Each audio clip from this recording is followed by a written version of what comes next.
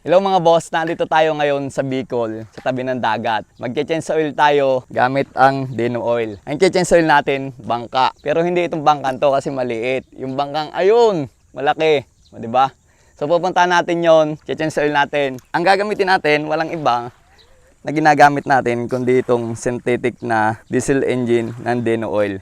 Kasi yung makina ng bangka natin ay napakalaki, pan-truck, 6D14. Ibig sabihin 6 cylinder yon, kaya malaki. Tara, punta natin. So kailangan natin gumamit ng maliit na bangka papunta doon dahil malalim na yan. Oh. Abot sa liig na yan siguro. Mabilis lang malalim yung dagat dito kapag ganun eh. Isa nga pala yan sa ating maliit na negosyo, pagkakakitaan, yung bangka na yan. Pag lumalaot, nakakalibre tayo ng ulam. Pag sinuwerte, may konting kita. So andito na tayo sa bangka.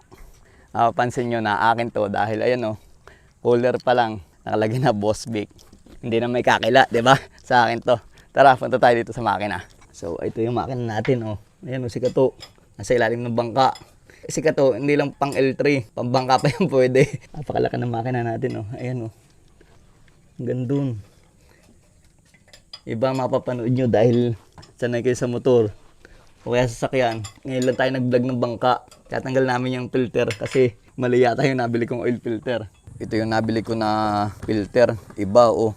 Alright, ito oh. Walang butas sa ibabaw. Yung luma. Ayan oh. Kaya anong ginagawa mo Kato? Anong remedyo yung gagawin mo? Uga. Tinya. Ugasan mo na filter. Ayan na. Reuse. Reuse, recycle.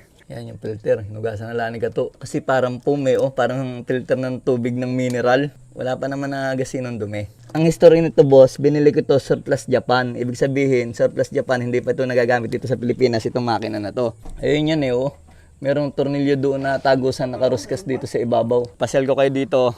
Ito yung bangka ko, ganyan kalaki. Ayun, hanggang doon. May mga roller. Ito yung panlikis. So, ganun yung kalayo. Ayun yung dulo.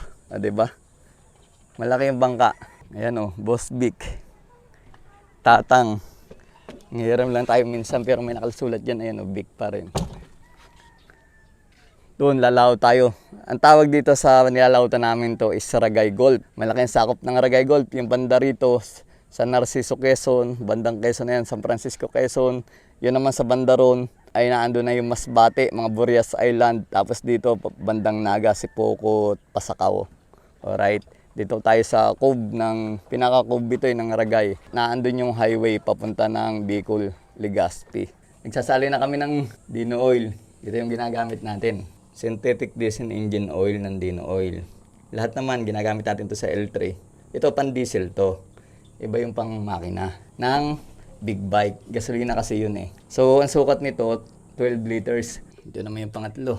Ang hirap lang na sitwasyon dahil nasa ilalim kami ng bangka. Pero malaki din itong bangkan to, Kato. Halos nakatayo Diba? 6 feet yata ang taas nito Siyempre masikip pa rin dahil limitado yung galaw natin. Ako magsasaling ng 1 litro para matansya natin. 1 litro pa lang ititira natin, hindi 1 litro isasalin. Kunti na lang to. Wala na kalahating litro to. Ano, ilalahat na natin? Ilahat na natin? Ilahat na natin. Nilat ko na. Wala nang tira-tira. Mamaya pandarin natin. Lalaot to ngayong araw na to. Sasama tayo sa laot. Pandarin natin mamaya. Kasi hindi pa nakakabit yung battery. Alright, ayan Dino Oil. 20W50. Kaya ganyan buhayin niya Diretso yan? Ay, mahal man itong... Tapos ito. May ilan na hila? 2, 4, 8. Okay! Ayun 1 click lang. May battery tayo, hindi nakakunik Saglit lang pala, pag 8. So ayan, tumatakbo na tayo. Kaalis lang natin galing sa Pangpang. Malapit lang. Lalao tayo. Sama tayo sa laot first time.